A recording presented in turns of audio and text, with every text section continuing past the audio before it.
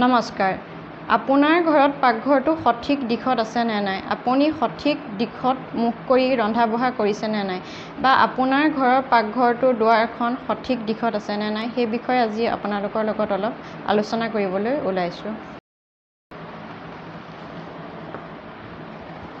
এতিয়া আহিছোঁ মূল কথালৈ। আপোনাৰ ঘৰৰ কিটচেনটো কোনটো দিশত আছে বা আপোনাৰ ঘৰৰ পাকঘৰটো কোনটো দিশত আছে, দিশটো সঠিক নে? আপোনাৰ পাকঘৰটোত থকা দুৱাৰখন সঠিক দিশত আছেনে? সেই বিষয়ে আজি আপোনালোকক অলপ জনাবলৈ ওলাইছোঁ। আমি সকলোৱে জানো north, east, west and south আমাৰ চাৰিটা দিশ, আৰু চাৰিটা দিশৰ বিভিন্ন নাম আছে। আজি আমি অগ্নিকোণৰ বিষয়ে আলোচনা কৰিম। অগ্নিকোণৰ পাকঘৰৰ বিষয়ে আলোচনা কৰিম। আমি ইষ্ট এণ্ড চাউথ, পূব আৰু দক্ষিণৰ দিশটোক আমি অগ্নিকোণ বুলি কওঁ। ইংলিছত এইটো কোৱা হয় ফায়াৰ চাইন। আৰু এই দিশটোক আমি ভিনাছ অৰ্থাৎ শুকুৰৰ জেগা বুলি কওঁ। শুকুৰৰ অৰ্থ হৈছে মহিলা, নাৰী। সেইকাৰণে এই দিশটোত যদি আপোনাৰ ঘৰৰ পাকঘৰটো থাকে, আপোনাৰ ঘৰৰ পাকঘৰটো যদি অগ্নিকোণত হয়, তেতিয়াহ'লে এয়া অতিশয় শুভ। ইয়াত বেলেগ কথা নাহে, আমি শুভ বুলি কওঁ। এতিয়া আপোনাৰ পাকঘৰটো যদি অগ্নিকোণত আছে, ইষ্ট এণ্ড চাউথত আছে, তেতিয়াহ'লে আপুনি কোনটো দিশে মুখ কৰি খাদ্য ৰান্ধিলে অতি শুভ? আপোনাৰ পাকঘৰটো আপুনি বোলে পূবমুখী হৈ খাদ্য ৰান্ধিছে, আপোনাৰ বোলে ষ্ট'ভটো পূবমুখী, আপোনাৰ ঘৰৰ ৰান্ধনীয়ে যদি পূবমুখী হৈ খাদ্য ৰান্ধে, তেতিয়াহ'লে অতিশয় শুভ। তেতিয়া আপুনি আপোনাৰ বেচিনটো কোনটো দিশত দিব? আপুনি আপোনাৰ বেচিনটো, বহুত বাস্তু কনচালটেণ্টে কোৱা দেখোঁ যে আপোনাৰ ঘৰৰ বেচিনটো আপুনি সেই পাকঘৰটোৰ উত্তৰ পূব দিশত দি দিয়ক, যিহেতু বেচিনত পানীৰ ব্যৱস্থা থাকে। কিন্তু আমি এইটো ছাপোৰ্ট নকৰোঁ। আপোনাৰ ঘৰৰ বেচিনটো আপুনি দক্ষিণ দিশতো দিব পাৰিব, আৰু সুবিধা হয়, ৰান্ধনীগৰাকীৰ কাৰণেও সুবিধা হয়। আৰু আপুনি দক্ষিণ দিশত দিলে অপকাৰ এটা কাৰণেই নহয়, ইয়াত স্থিৰ পানী নাথাকে। এই পানী অস্থিৰ। আপুনি লেতেৰা বাচন বৰ্তন ধুলে আপোনাৰ পানী বৈ গুচি গ'ল, ইয়াত পানী ৰৈ থকাৰ কোনো অপশ্যন নাথাকে।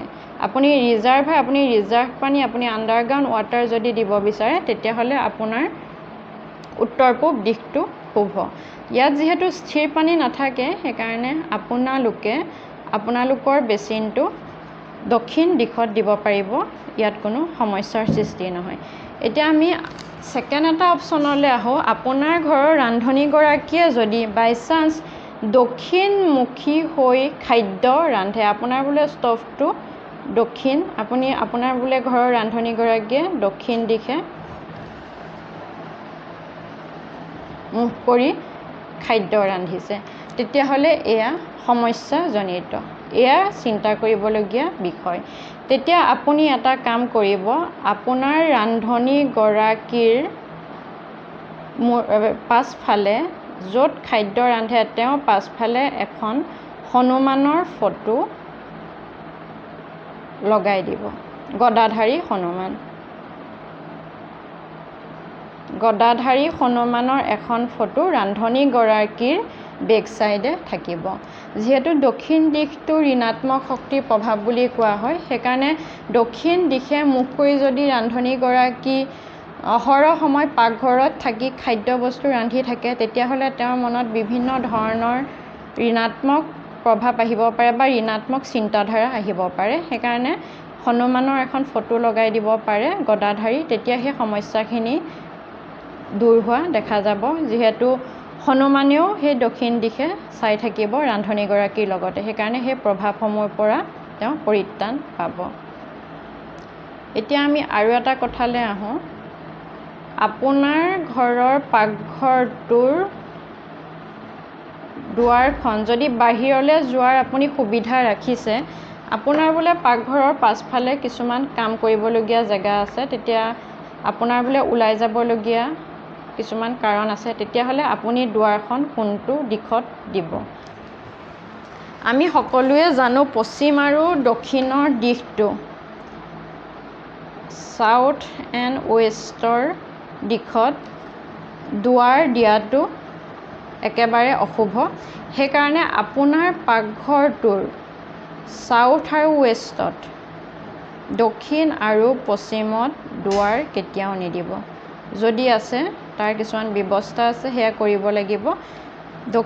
পাকঘৰটোৰ দক্ষিণ আৰু পশ্চিমত কেতিয়াও দুৱাৰ নিদিব বাহিৰলৈ যোৱাৰ কাৰণে। পশ্চিম আৰু দক্ষিণত যদি দুৱাৰ থাকে, এয়া খুব ব্যয় সূচায়।